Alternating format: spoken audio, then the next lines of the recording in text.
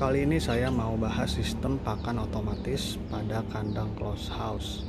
Disimak sampai akhir ya.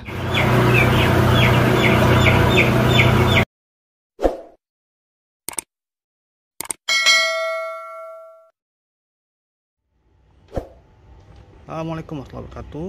Selamat datang di Zidna Farm. Kembali bersama saya Faris.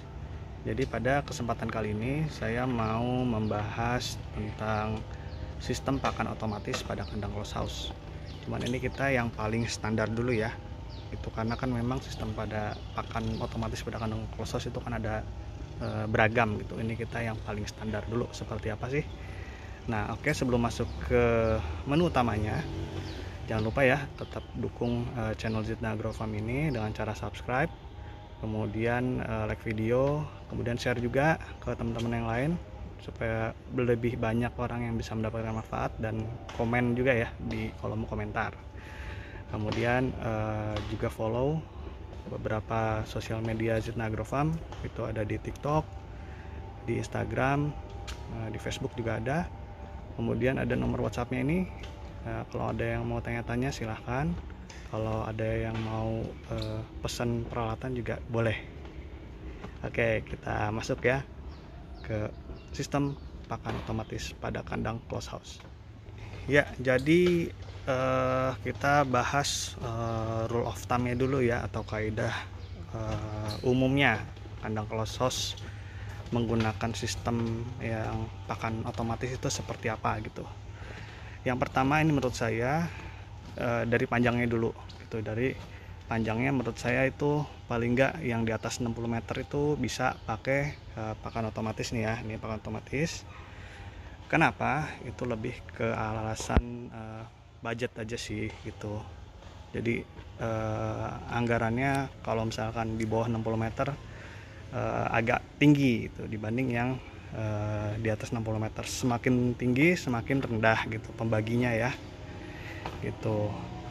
Terus lebar itu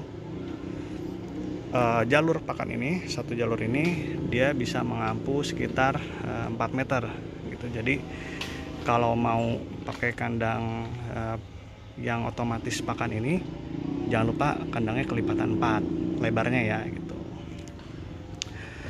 Terus oh iya, tidak lupa kenapa sih harus pakai pakan otomatis gitu. Jadi ini memudahkan ayam untuk pakan supaya sampai ke ayam ya. Jadi pakan ayam terdeliver ke si ayam itu lebih cepat dan lebih rata gitu.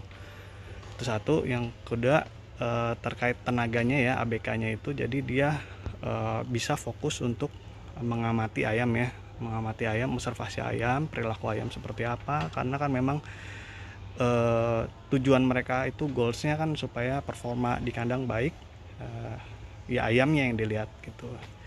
Jadi meminimalkan kinerja si ABK supaya lebih fokus di ayam gitu. Jadi tenaganya itu gak terlalu terforsir buat mikul pakan gitu, seperti kandang kalau misalkan manual gitu. Kalau kandang panjang sih PR ya kalau manual, makanya harus otomatis. Kalau kandang-kandang yang di bawah standar, di bawah 120 kayak yang semi-semi itu 50, 40, 60 itu manual sih ya, it's okay gitu, nggak masalah. Karena asalkan masih sesuai, misalkan satu ABK kan masih bisa 10.000 ekor, itu nggak masalah gitu. Oke, kita masuk ke apa aja sih komponen jalur pakan otomatis. Ya, ini jalur pakan otomatis ya.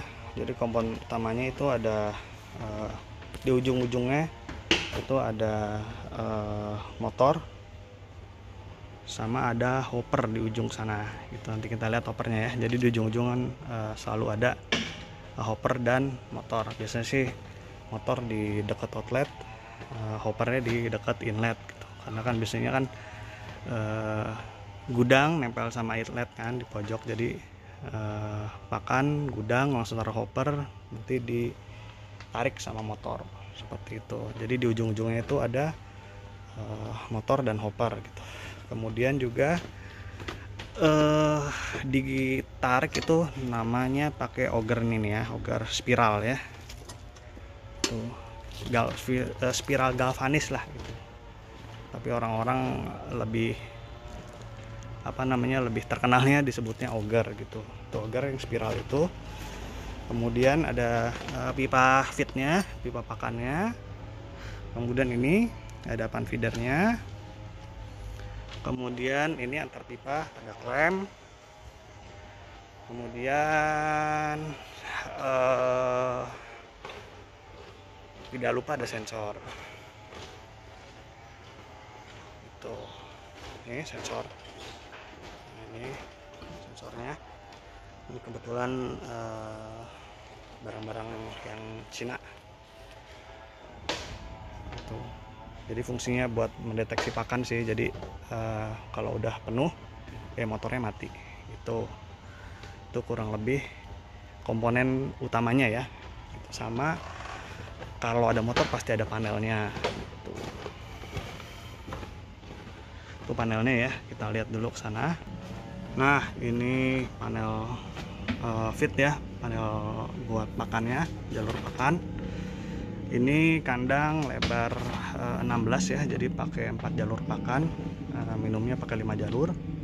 Nah, ini panelnya gitu, jadi otomatisnya itu ada dan manualnya ada gitu. Jadi tetap harus pakai panel. Ini di bagian ujung di dekat inlet ya, ini hopper. Nah, ini jadi pakan masuk ke sini. Dituangin ini sekitar 90 kilo ya kalau nggak salah dayanya ya, volumenya itu, daya tampungnya gitu. Nah, itu intinya ya. Kemudian ada bagian yang hanging partsnya yang buat menggantung apa aja. Nah, ini buat gantungnya ya, ini hangernya. Kemudian pakai sling adjuster. Kemudian sini pulley gitu. Terus sling utamanya ini. Nah, ini sling utamanya tuh. Nah, di ujung ini selalu pakai pulley yang besi ya, 3,5 gitu, buat menahan beban gitu. Dan pastinya ada hand winch-nya gitu. Hand winch-nya di tengah tuh. Kita ke sana ya. Nah, oke, ini namanya hand winch ya, atau kerekannya yang double rotary, jadi bisa narik. Ketika muter tuh saling narik ini gitu. Selalu ada hand cranknya ya, itu hand cranknya. Terus cuma biasanya ini dikasih katrol nih di sini nih. Jadi di tengah ini ada katrol, di sebelah sini dan sebelah sini samping-sampingnya ya. Itu dikasih pulley, fungsinya untuk ya supaya bebannya berkurang aja gitu. Ilmu fisika ya. Jadi dikasih katrol supaya nggak terlalu berat lah. Baik bebannya ke pulley yang ini ataupun beban muterinnya ya, hand winch yang ngereknya gitu, itu kan juga berat kalau misalkan nggak dikasih katrol gitu, seperti itu. Jadi inilah sistem pakan otomatis yang standar. Ada kandang close house, karena biasanya kan ada yang lebih di atasnya gitu, seperti di bagian gudang pakannya tuh udah ada mini silo ya gitu. Jadi nuang pakannya tuh udah di gudang gitu. Cuman kalau ini kan nuang pakannya tetap di dalam kandang, jadi di hopper gitu. Ini kita bahas kali ini yang standar dulu, seperti itu. Kalau jalur minum udah pernah saya bahas, videonya ada tuh di pojok kanan atas, silahkan disimak di sana. Kemudian jalur pakan otomatis ini tidak lupa ya, jangan lupa tetap harus pakai baby chick gitu, karena kan untuk paling enggak biasanya kan seminggu awal tetap pakai baby chick. Biasanya kan beda-beda lah, ada yang 5 hari, ada yang 8 hari, ada yang 10 hari gitu. Itu manajemennya masing-masing. Cuman benang merahnya adalah tetap harus pakai baby chick sebelum pakai pan feeder, seperti itu. Paling itu dulu dari saya. Kalau ada yang mau ditanyakan, silahkan di kolom komentar.